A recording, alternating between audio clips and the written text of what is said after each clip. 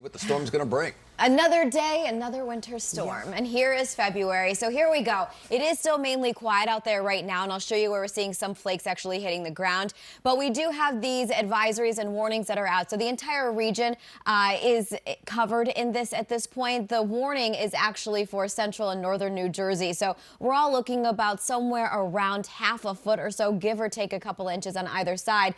But in these areas coming up from the south, you're going to see the snow sooner, and you're going to see it accumulate sooner and at a faster rate. Live radar showing the snow, the moisture is trying to make its way into the region. We're really only getting reports out of Newburgh right now of light snow actually making it to the ground. It's going to start to saturate very quickly as it makes its way northward. But the issue is that the dew rain. So timing it out, this is 9 o'clock this morning. We're still looking mainly dry out there. A bulk of this snow doesn't get here till about 10:30 in the city for Long Island, Central Jersey, and then it becomes even more widespread as we get further into lunchtime, and you'll start to see it more so through the Hudson Valley as we head in through 2 o'clock. But noticing with the shading, the lighter shading is that light snow to the north. The darker shading is the heavier snow banding that we're going to be, and the heavier snow sets up. But through Central Jersey especially, you're going to see it a little bit sooner, and it's going to come down a little bit faster. And you're noticing on the live radar, we're seeing some of that moisture make its way in above us all the way through Long Island. We had reports of light snow up in Newburgh just a little bit ago. Some of this could be hitting the ground, but the air is so... Problems do continue in Texas, big ones. Over 2 million homes and businesses are affected by this winter storm that's now making FEMA is shipping generators for hospitals and nursing homes.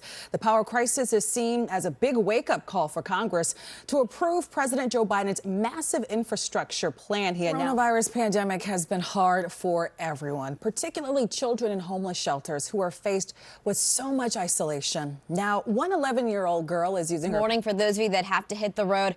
Things are quiet as we take a live look at the George Washington Bridge. We're not seeing the snow falling. The roads are dry. So this is a good situation, and there really aren't any delays on that low into this morning. So icing and snow, just a bad combination, especially as we head into the day. Now, because of the winter weather headed our way, anybody who gets to play in it's like, bring it up, bring it up. But we are watching the roads. One thing I will say is volume is very light, so we're just not seeing a lot of traffic. That's been the trend for the week, not just today. But I think the snow and the weather has something to do with it. We have a live look at the Cross Bronx Expressway, so you're not noticing. Developments unveiled the results of a multi-million-dollar renovation project. While some tenant presidents are critical of the program, the city says it's the best way to finally fix NYCHA.